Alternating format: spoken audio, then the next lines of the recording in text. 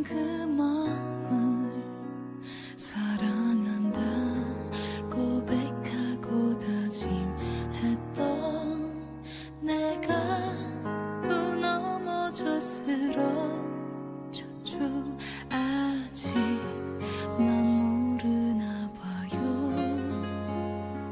내 손 잡아준 그 마음은 사랑으로 나를 부르시던 주님의 음성을 못 듣나 봐요. 그래도 주님뿐입니다. 그래도 기다리시는 주님, 그래도 날 버리시지 않고 모든 죄 용서하시는 주 예수 한 분입니다. 아직 난 모르나 봐요. 주님 따르는 그 길이 수만 번 약속한 내 사랑도 어느새 잊은 채 살아가네요. 그래도 주님뿐입니다. 그래도 기다리시는 주님, 그래도 날 버리시지 않고 모든 죄 용서하시는 주 예수 한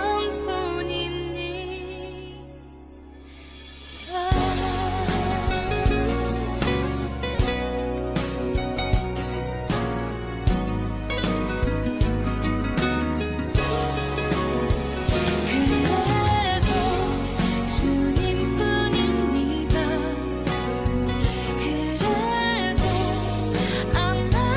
안아주시는 주님, 그래도 날 외면하지 않고 끝없이 바라보시는 주 예수 한 분입니다.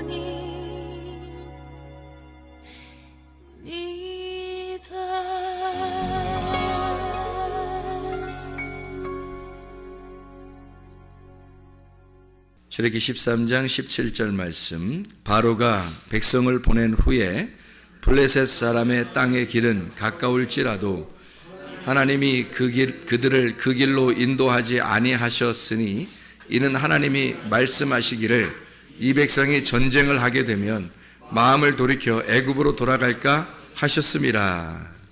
아멘.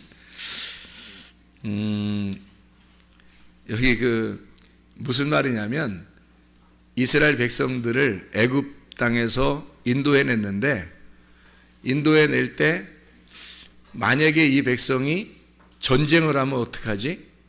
전쟁하다가 애굽으로 다시 돌아가면 어떡하지? 그래서 전쟁을 못하도록, 전쟁이라는 게 없도록 이렇게 광야로 돌렸다는 거예요.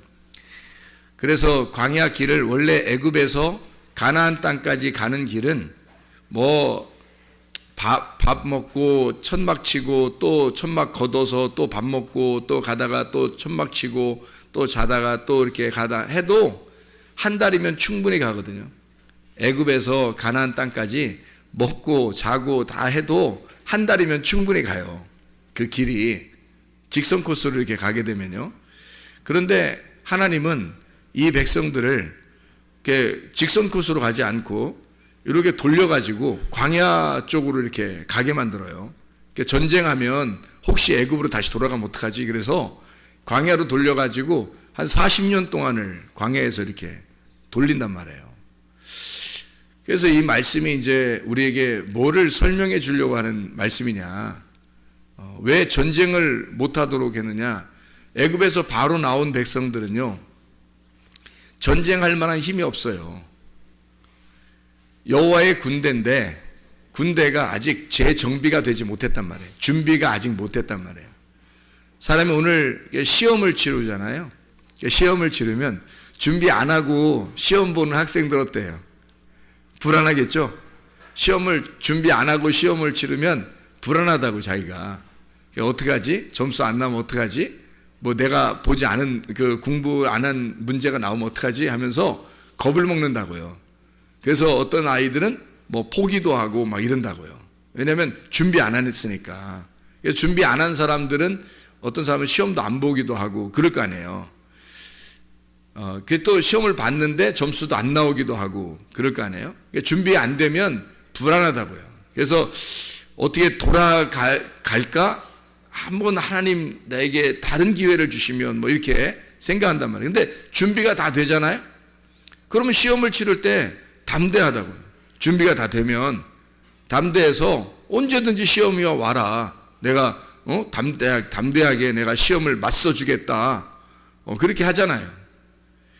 하나님께서도 우리를 그냥 사람을 이렇게 그냥 이렇게 키우는 게 아니고 태어나면 바로 20살 이렇게 되면 좋잖아요. 태어나자마자 편하잖아. 그런데 계속해서 이렇게 고통 가운데 시험을 줘요. 그 부모들에게도 시험을 주고 자녀에게도 시험을 줘서 계속 이렇게 시험을 한다고요. 시험을 하는 게 그게 테스트예요. 왜 테스트를 하는 거냐면 사람이 아픈 만큼 아이가 성숙하는 거예요. 그래서 애가 아프고 그 다음에 자라나고 또 애가 또 아프고 또 자라나고 그렇게 한다고요. 왜냐면 하나님이 그 고통 가운데 집어넣고 조금 더 자라나게 하고 또 다시 아프게 애가 막 열나고 괜히 아프고 감기 걸리고 뭐 막 이래요. 그러다가 또 그거 낫고 나면 조금 더 커 있어요. 또 이렇게 또 아프다고요. 한 번도 안 아픈 게 아니라 또 시름시름 앓고 또 아파요. 그러다가 그 낫으면 또 이렇게 금방 또 커요. 이렇게 아프고 또 크고 아프고 또 크고 그게 고통이에요. 그 어린아이가. 그리고 자라나다가 갑자기 우리 그 사춘기 학생들을 이렇게 보면은 막 무릎이 갑자기 아프다 그러고 자다가도 괜히 막 이렇게 막 쥐나고 아프다고 막 이러고. 왜 그러냐면 이게 무슨 통이라 그래요? 통통통.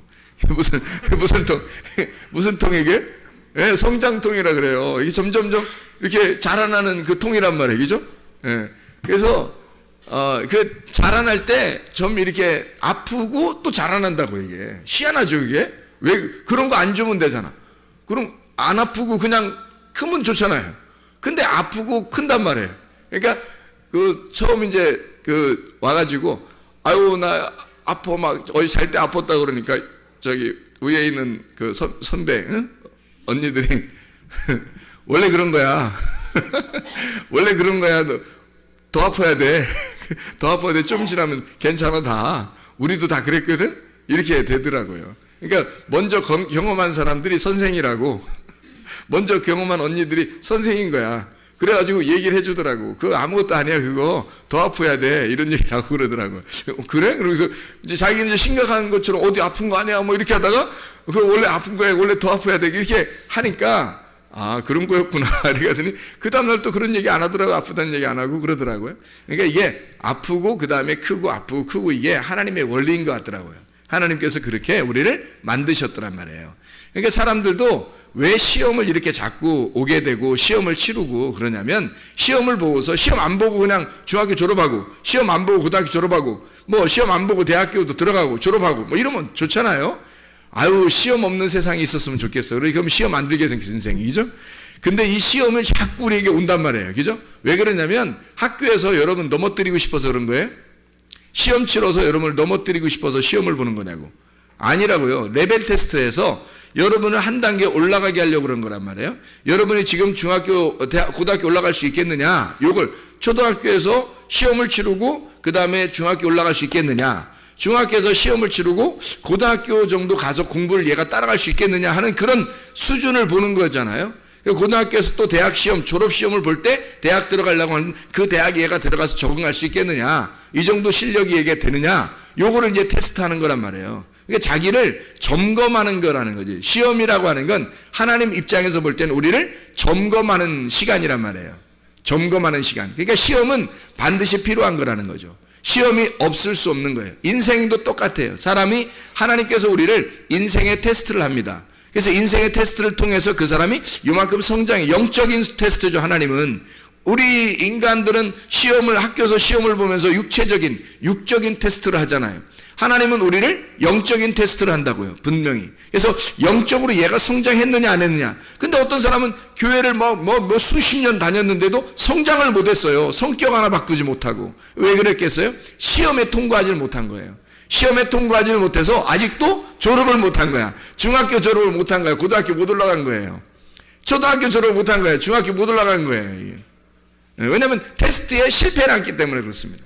하나님은 그 사람을 계속 시험하는 거예요. 테스트를 하고 이 사람의 레벨 테스트가 올라갈 수 있느냐, 레벨이 이렇게 올라가느냐 보는 거죠, 이렇게.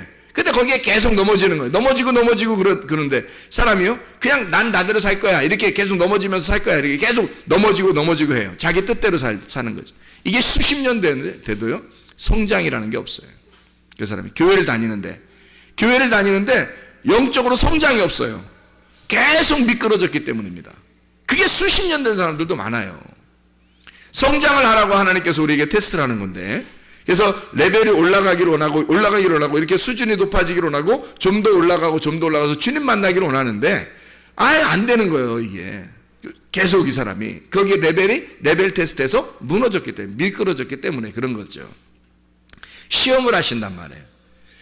우리를 시험하는 게 두 종류로 시험을 하더라는 말입니다. 제가 성경을 여러 개 가만히 보면 여러분이 애굽에서 구원을 받아요. 그죠? 그럼 광야로 들어가고 광야에서 가나안 땅으로 들어가죠. 그럼 가나안 땅에서 완성이 되면 이제 4차원의 세계로 들어간다. 이렇게 여러분에게 설명을 했어요.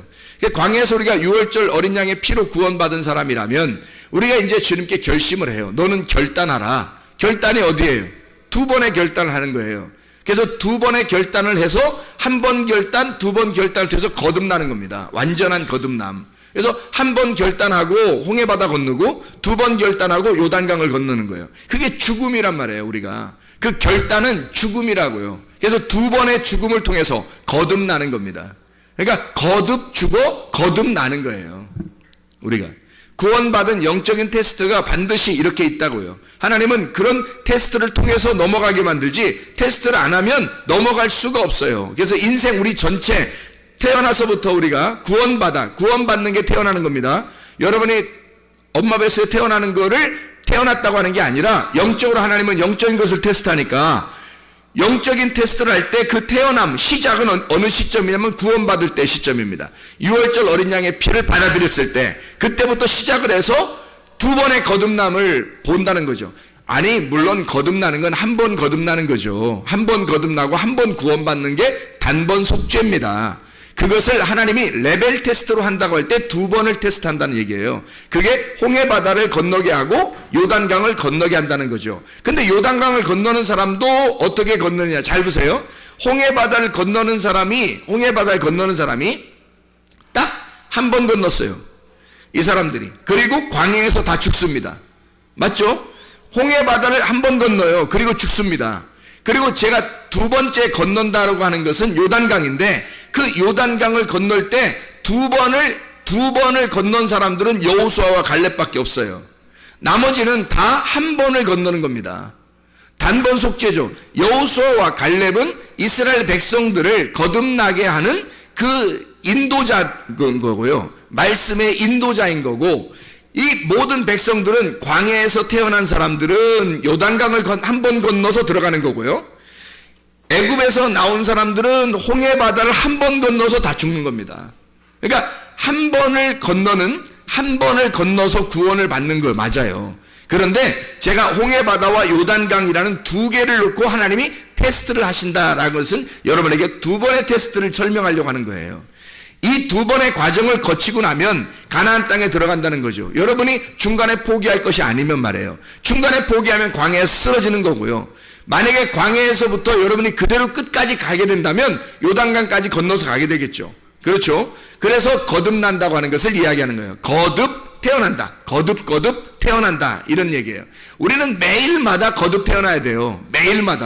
매일마다 새로워져야 되고 날마다 새로워져야 되는 거죠. 날마다. 그래서 말씀을 날마다 사모해야 된다 그런 얘기고요. 날마다 새로워져야 된다 그렇게 하는 것입니다. 날마다의 부활이 우리의 속에서 일어나야 된다는 거죠. 사람이 죽어요. 늘 말씀이 없으면 우리는 죽는 거라고요. 근데 말씀이 새롭게 내게 와서 나를 새로 소생시키는, 새로 태어나고 새로 살아나고 새로 부활하는 것이 우리에게 필요한 거죠. 홍해바다를 건너 광야에 들어와요. 광야에 들어와서 끝이 아니라 여기에서 싸우는 게 있다고요. 근데 여기서는 그냥 적군하고 싸우면 너희들이 포기하고 다시 광야로 돌아갈까봐 하나님이 그런 적군을 갖다 여기다 놓지 않고 다른 걸 놔요. 그래서 이게 두 번에 걸쳐서 싸움이 있더라 말이에요. 성경에 보니까. 자, 보면은 광야에서 싸움이 있고요. 그 다음에 요단강 건너서 가나안 땅에 가니까 싸움이 있더라는 거죠. 가나안 땅에 가도 싸움이 있어요. 가나안 땅에 들어가면 다 완성된 게 아니야. 거기 가면 진짜 싸움이 일어나는 거예요. 광야에서 싸움도 일어나는 것도 아니야. 싸우는 것도 아니야, 이거는. 근데 요단강 건너서 가나안 땅 들어가잖아요. 진짜 싸우는 거예요. 거기서는 적군들하고 막 싸우는 겁니다. 거긴 땅 뺏기예요. 적군하고 싸워서 땅을 뺏어. 근데 거기에 주인이 있어. 주인들이 7족속이 있기 때문에 그 7족속하고 같이 싸우는 거예요. 그래서 거기서 땅을 뺏는 거거든요. 땅 뺏기 작전이에요. 땅 뺏기. 거기 땅을 이미 주인이 있는데 주인이 있는 땅을 우리가 싸워서 뺏어야 되는 거거든요. 이게 진짜 싸움이에요. 가나안 땅에서의 싸움. 자, 그래서 두 번의 싸움을 여러분에게 소개하려고 하는데요. 간단하게. 광야에서 싸우는 싸움이 있고 가나안 땅에서 싸우는 싸움이 있는데요. 광야에서 싸움은 싸움도 아니에요. 이거는. 그리고 광야에서 싸움은 하나님이 다 도와줘요. 광야의 싸움은 우리가 싸우는 게 아니에요. 하나님이 싸워주셔요. 그래서 이 대표적인 싸움이 있고요. 여기에. 그리고 가나안 땅에 들어가서 대표적인 싸움들이 있어요. 거기는 7족속이 있어요. 가나안 땅에는. 근데 광야에는 뭐하고 이 싸움이 있냐면요. 대표적으로 아말렉과의 싸움이에요. 이게 출애굽기 17장에 나와 있는 말씀이죠. 출애굽기 17장 말씀. 아말렉과의 싸움에서 하나님은 어떻게 싸워주신다. 여호와 니시 할 때 그 해석을 뭐라고 했어요? 출애굽기 17장에 하나님이 너희들과 아말렉과 너희들이 싸울 때 아말렉과 대대로 싸워주시리라 그랬거든요. 대대로 싸워서 이기는 것을 여호와 니시라 그랬단 말이에요. 그러니까 광야에서의 대표적인 싸움은 뭐라고요? 아말렉과의 싸움이에요. 그럼 가나안의 대표적인 싸움은요?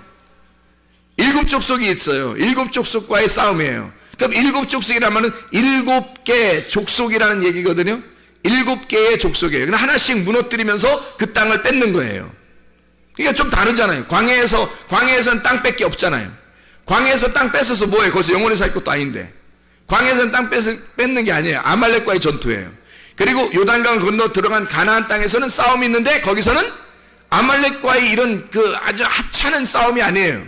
그 진짜 적들이 있어요. 거기에는 대단한 그 무장된 군인들이 있다고요. 그들과 싸워가지고 땅을 뺏으려니까 보통 무장해서는 안 되는 거예요. 보통 싸움이 있어서는 안 돼요. 그래서 7족속이라고 하는 게 싸우려고 하니까 우리는 뭘 가지고 들어가 싸워야 되겠어요? 7족속하고 싸워야 되니까 뭘 가지고 다 싸워야 이기겠어요?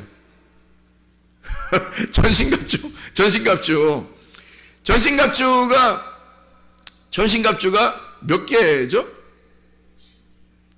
진리의 허리띠, 의의 흉배, 평안의 복음의 신발, 믿음의 방패, 구원의 투구, 성령의 검. 성령의 검하고서 다시 손가락 하나 더 하면 말씀 이렇게 그래서 7개 하려고 6개잖아요. 전신갑주가.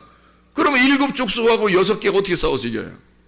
7족속하고 싸우려면 7족속하고 싸우려면 뭐가 있어야 싸울 거 아니에요.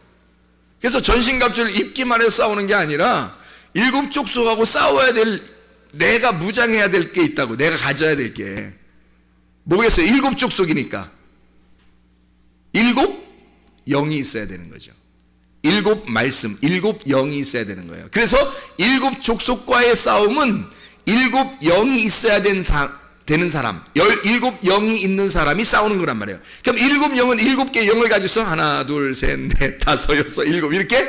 그래서 7개 영, 하나, 둘, 셋, 뭐 넷, 다섯, 여섯, 일곱 이렇게 있는 영을 가지고 가서 이렇게 막 싸우는 거예요?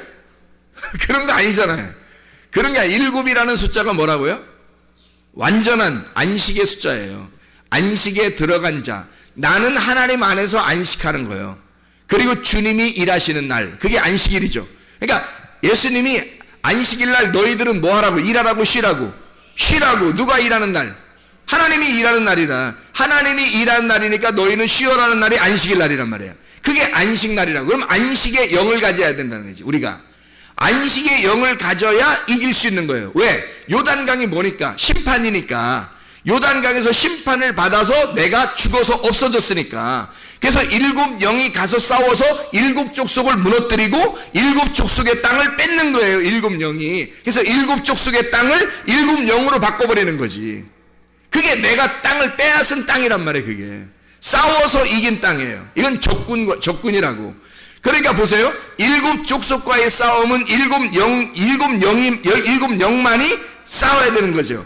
그러면 7영은 어떤 거라고 그러죠? 안식. 7 예수님이에요. 예수님의 영을 말하는 거예요. 그러면 7이라는 게 어떤 안식이고 여섯째 날 다 창조하고 그 다음에 일곱째 날 쉬셨더라. 그러면 예수님이 어떻게 다 이루었다 그 말이잖아요. 다 이루었다. 이게 7날이란 말이에요.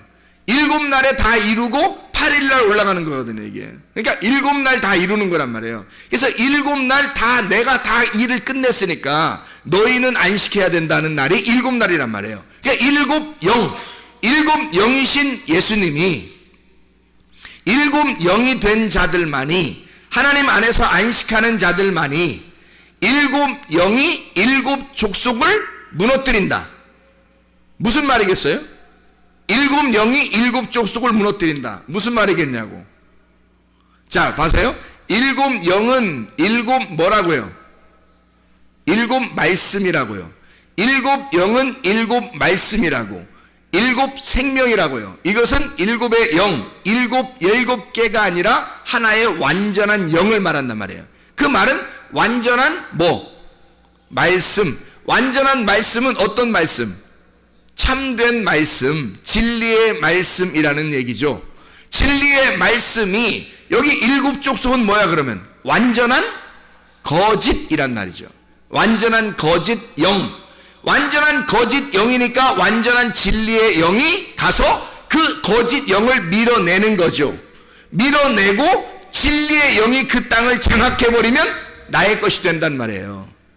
그러니까 하나님의 영, 7영만이 그 7족속을 몰아내는 것, 거기가 가나안 땅이란 말이에요. 그렇게 싸우려면 어느 정도 싸워야 되겠어요? 뭐가 있어야 싸울 수 있는 거예요? 여러분이 뭐가 있어야 싸울 수 있냐고. 7 말씀이 있어야 싸우는 거지. 여러분에게 7 진리의 말씀이 있어야 싸우는 거지. 성경 기절 7개 알면 된다는 얘기야? 7개의 성경 기절 외우고 가서 싸우란 얘기야 이게? 이 말이? 아니잖아요. 진리의 말씀 안에 너희가 있어야, 진리의 영 안에 있어야 너희가 싸워서 이길 것이다는 얘기예요. 진리의 말씀이 네 속에 있으면 네 속에 있는 7족속이 떠나가게 될 것이다. 이거는 그냥 우리의 그 아말렉과의 싸움하고 달라요, 여러분. 두 번의 싸움이라겠죠. 광야의 싸움과 가나안 땅의 싸움이 다르다고. 잘 보세요.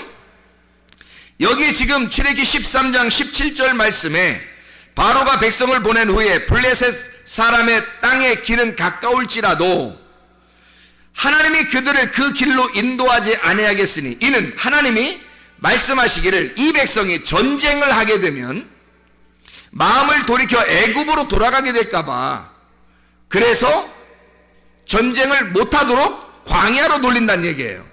그러면 전쟁을 하지 못하도록 광야로 돌려놓고 누구랑 싸우게 만든 거예요? 출애굽기 17장에는 아말렉하고 싸우게 만들잖아요. 하나님이 전쟁 못하게 만든다면서, 하나님이 전쟁 못하게 하려고 애굽에 돌아갈까봐 전쟁 못하게 만들려고 해놓고 아말렉하고 싸우게 해요? 이상하잖아요. 그래서 이게 이렇게 되는 거라고요. 애굽에서 구원받아 도착한 우리가 광야라고 하는 곳에서는 아말렉을 만납니다. 아말렉을 만나서 여기서 레벨 테스트에 성공을 하게 되면, 승리하게 되면 요단강을 건너게 되고 진짜 가나안 땅에 들어가 진짜 싸움을 싸우게 되는 거예요. 이때 일곱 족속을 몰아내는 일곱 영을 가진 자만이 승리하게 된다는 거죠. 여호수아가 대장이 되셔서 우리를 이끌어가는 겁니다. 자, 보세요. 광야의 싸움은 아말렉과의 전투였어요. 그러니까 요단강을 건너 가나안 땅에 들어가면 어떤 족속이 있어요? 일곱 족속이. 근데 대표적인 족속들이 있어요. 대표적인 거기 나라가 어느 나라냐면 팔레스타인, 블레셋 나라예요. 그러니까 여러분, 광야에서는 그런 족속들하고 싸우질 않아요. 이상하죠? 아말렉과의 싸움에서 하나님이 대대로 너희와 함께 싸워주시리라 하고, 그리고 아말렉과의 전투를 하게 됩니다. 그리고 승리하게 돼요. 영원히 하나님께서 너희의 편이 되셔서 계속 너희들과 싸워주시리라 얘기해놓고, 그리고 요단강을 건너게 너 가나안 땅에 들어가게 되면 그런 일곱 족속이 있는데, 대표적으로 여기에 나와 있는 오늘 지금 출애기 13장 17절에 나는 블레셋 민족, 블레셋과 이 블레셋은요, 대표적으로 사무엘상에 보면 누구하고 블레셋 족속하고 싸우는데? 다윗이죠. 다윗이 블레셋 족속하고 싸워요. 그 블레셋 족속의 그 대표 인물이 누구예요? 다윗과 골리앗이잖아요. 다윗과 골리앗, 이게 블레셋 민족이거든요. 그러면 잘 생각해 보시라고요.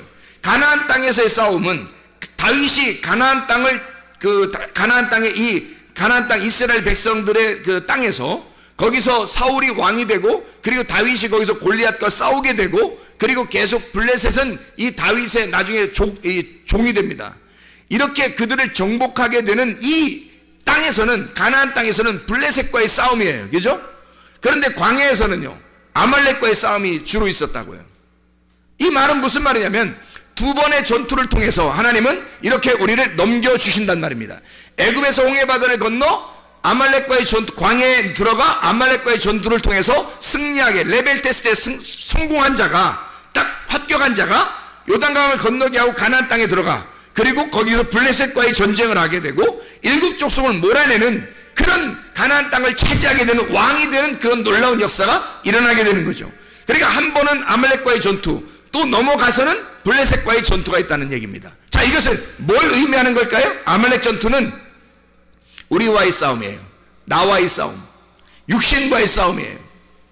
광야에 우리가 넘겨지잖아요.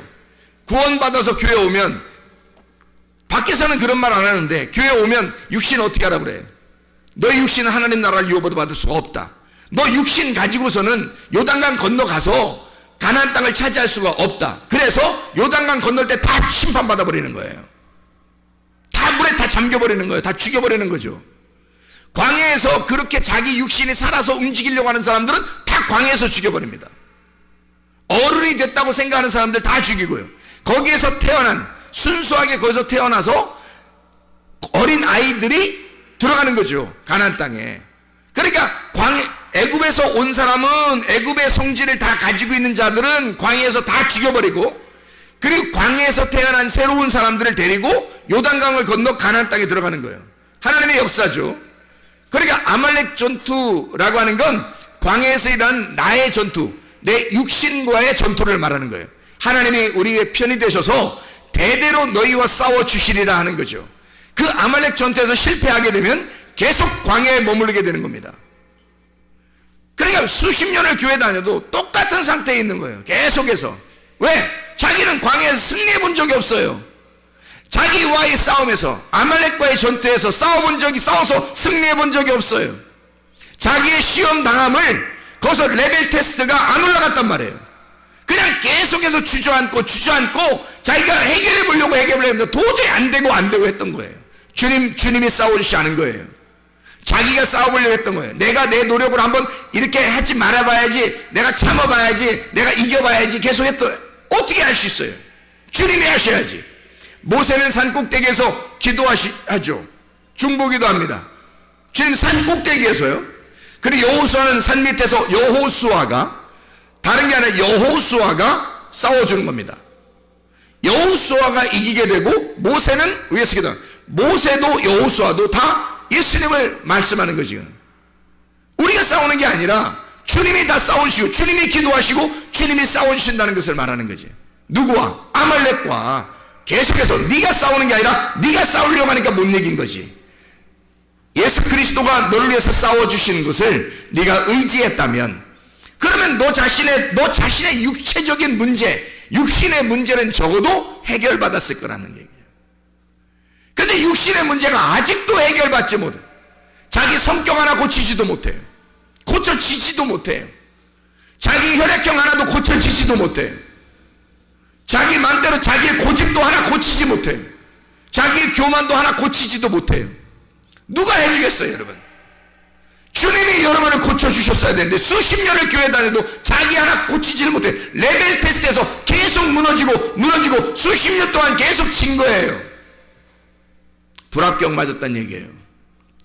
시험을 보면 합격을 해야 되는데 불합격을 맞은 거예요. 그러면 다시 봐야 돼요, 어떻게? 그죠? 다시 봐야 되죠? 불합격 맞으면 다시 봐야 된다고, 시험을. 아말렉과의 전투에서 계속 불합격을 맞는 거예요. 아니, 한두 번 해야지. 계속 떨어지면 그런가 보다 하는 거예요, 그냥. 원래 나는 이런 인간인가 보다 그러는 거예요. 좌절하는 거죠. 계속 떨어지니까, 계속 불합격하니까. 주님께 맡기고 승리하셔야지. 광야에서 적어도 승리하시고, 그건 주님이 싸우셔야, 내가 싸우는 게 아니라, 진짜 전투는 거기에 있는 게 아니에요. 진짜 전투는 나와의 전투가 아니에요. 진짜 전투는 영과의 전투란 말이에요. 악한 마귀와의 전투라고요. 7 족속이 남아있어요. 우리의 진짜 전투할 대상자, 진짜 원수는 7 족속이라고요. 적어도 아말렉, 나와의 육신적인 싸움이 아니라고. 이건 이미 이겼어야 된다고요. 광야는 통과했어야 된다는 거지. 근데 광야에서 계속 무너져. 여기서 불합격. 광야에서 다 불합격 맞아요. 그러면 언제 넘어가요? 언제 가나안 땅 가서 자기 땅을 차지하냐고. 그 땅을 차지하는 게 어디에 뭐겠어요? 그 땅을 차지해야 되는데 그 땅이 뭐겠어요? 가나안 땅을 차지해야 되니까 그 땅이 뭐야? 말씀이에요. 성경. 가나안 땅이라는 성경을 내가 차지해야 되는데 육신 하나도 해결하지 못해서 성경은 고사하고 깨닫지를 못하는 거예요. 자기 하나 해결하지 못하니까. 아말렉 전투에서 늘 불합격 맞았으니까 이 광야에서 넘어가지를 못하는 거예요. 가나안 땅 가지를 못하는 거예요. 적어도 그 성경, 진리의 말씀, 진리의 영이 여기서 광야에서 통과한 자가 진리의 영을 받아 그 진리의 영으로 싸워서 땅을 차지해버리는 거예요. 그 성경이라는 땅을 내가 차지해버리는 거라고. 예수 그리스도라는 그 땅을 내가 차지하는 거야. 내가 차지해야 할 그 땅을 마귀가 장악하고 있단 말이죠. 내가 차지해야 할 나의 땅을 마귀가 장악하고 있는 것을 진짜 영적 전투를 해서, 그래서 전신갑주가 필요한 거예요. 영적 전투. 그래서 그 영적 전투를 해서 7 영을 소유한 자만이 승리한다는 거죠. 그러니까 이거는 주님이 승리해 주시는 거예요. 주의 말씀을 가지고 있어야 되는 거지. 진리의 말씀을 가지고 있는 자가 승리하는 거지. 아무나 막 승리하는 게 아니고, 적어도 자기 아말렉 전투에서 늘 패배하는 육신을 가진 자가 어떻게 진리의 말씀이 없는 자가 거짓의 영과 싸워서 이기겠냐고요. 거짓 말씀과 싸워서 어떻게 이길 수 있겠냐고요, 여러분. 불가능하다고요. 진리의 말씀과 싸워야 된다고. 진리의 말씀을 가지고 거짓의 영과 싸워야 된다고요. 진리의 영을 가지고 싸워야 된다. 진리의 영이 내 속에 있느냐, 이것은 아말렉 전투에서 승리한 자, 내 육신과의 전투에서 레벨 테스트에 승리한 자가 진리의 영을 갖고 진리의 말씀으로 7 말씀을 가지고 7 족속을 무너뜨려 그 땅을 차지하는 것이다. 다 그 땅이 어디 있어요? 저 이스라엘 가야 돼요? 우리 속에 있어요. 하나님이 나를 장악하시는 겁니다. 하나님이 나를 통치하시는 거예요. 하나님이 내 속에 있는 악한 영들을 집어삼켜버리고 파괴시키고 이겨버리니까 이 악한 영들, 이 악한 영이라는 게 뭐예요? 내 속에 있는 악한 마음들? 아니, 악한 마음은 육신이죠. 여러분이 생각해봐요. 여러분이 조금씩 나쁜 생각하고 이런 건 다 악한 마음, 이건 육신을 얘기하는 거지. 그건 적어도 여러분이 승리했어야, 광야에서 승리했어야 된다니까. 그러면 가나안 땅에 적어도 승리는요, 악한 영, 악한 말씀이 네 속에 있는 걸, 그거를 진리의 말씀, 참된 말씀이 너를 이겨야 된다는 거예요. 다시 말하면 주님의 말씀이 네 속에 있어야 된다는 거죠. 주님의 말씀이 있어야 가나안 땅에서의 진짜 전투를 하는 거예요. 그것 때문에 전신갑주 있는 거거든요. 그래서 전신갑주는 온통 머리부터 발끝까지 뭐라고? 말씀이라고 그랬잖아요. 육신과의 싸움이 아니라 이건 말씀과의 싸움이다. 거짓 말씀과의 싸움이다. 여기에 가지도 못한 사람이 너무 많죠. 요단강을 건너서 가나안 땅에 들어가지도 못한 사람이 너무 많은 거예요. 대부분이 다 광야에서 쓰러지는 겁니다. 자기 육신과의 싸움에서 다 쓰러져 버려요. 그거 정도는 다 회개하셨어야 돼요. 요단강에서 다 심판을 받으셨어야 돼요. 그리고 가나안 땅에 들어가서 진짜 전투해야 돼요. 우리에게 남아있는 진짜 전투, 그 진짜 전투는 거짓과의 싸움이에요. 내가 이제까지 알고 있었던 우리의 지식, 내가 알고 있던 거짓의 지식이란 말이에요. 내가 알고 있었던 나의 지식, 그거와의 싸움이에요. 내가 알고 있었던 그 말씀을 내가 잘못 알고 있었던 그 말씀과의 싸움이라고요. 그래서 그 진짜 말씀이 우리의 속에 들어오기 시작하면요, 거짓 말씀은 물러갑니다. 진리의 말씀이 우리의 속에 들어오기 시작하면 거짓 말씀이 물러가요. 그러면 어떻게 되는지 알아요? 진리의 영이 장악해버리는 거예요. 일곱 영이 우리를 장악해버리는 거죠. 그래서 일곱 눈을 가지시고 일곱 영을 가지신 자가 그를 장악하고 왕이 되신단 말이에요. 그게 가나안 땅의 승리예요. 전쟁에 승리하는 거. 아말렉 전투에서도 승리하시고 블레셋 전투에서도 승리하는 하나님의 사람들 되기를 바랍니다. 진짜 전투는 아직 남아있단 말이에요. 계속해서 남아있다고요. 그 진짜 전투하는, 근데 그거는 승리하게 돼 있어요. 왜? 주님이 광야를 통과한 자는요, 아말렉 전투에 승리하고 광야를 통과한 자는 적어도 승리할 수 있습니다. 근데 여기서 통과를 못해서 그런 거예요. 그래서 광야에서 쓰러지는 거예요. 그래서 광야에 쓰러지는 자들은 그냥 두고요, 그리고 어린아이들, 거기서 어린아이가 생생하게 살아나서 다시 부활한 그 자들을, 그 사람들을, 그 자들을 딱 데리고 들어가는 거예요. 가나안 땅에 들어가 승리하도록. 괜히 그런 게 아니고, 애굽에서 와서 그냥 광야에 젖어들고 그리고 애굽으로 돌아가려고 하는 이런 사람들은 육신으로 다시 돌아가려고 하는 거니까, 그 삶에서 계속 반복된 사람, 수십 년을 그렇게 교회 다니면서 그렇게 사는 사람들은 그냥 광야에서 다 쓰러지게 만들어요. 다른 사람들을, 거기서 태어난 자들을 데리고 들어가는 거라고요. 여러분 속에 소생해야 합니다. 광야에서의 싸움에서 승리하고, 그리고 요단강을 건너 진짜 싸움이 우리에게 남아있는 그 땅에서의 진리의 말씀이 우리의 속에 있도록, 그 말씀으로 살아갈 수 있도록 여러분이 승리하셔야 됩니다. 기도하고 마치겠습니다. 하나님 아버지, 사랑과 은혜를 감사를 드립니다. 아버지, 우리에게 두 번의 전투를 허락하신 주님, 우리를 시험하시고 우리를 일으켜 세워서 진짜 전투가 남아있는 그곳에서의 전투에서 승리하기를 원하시는 주님, 진리의 영, 하나님의 말씀의 영, 예수 그리스도의 영이 우리를 장악하게 하시고, 하나님 그리스도 예수만이 우리를 통치하시고 다스리게 하셔서 주님 만날 때까지 천국 생활할 수 있도록 우리를 붙잡아 주시옵소서. 예수 그리스도 존귀하신 이름 받들어 기도 올려옵나이다. 아멘.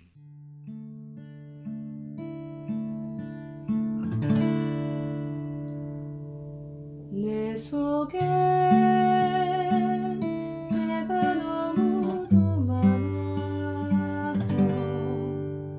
당신을 쉴 곳 없네. 내 속에 헛된 바램들로 당신을 변할 곳 없네. 내 속에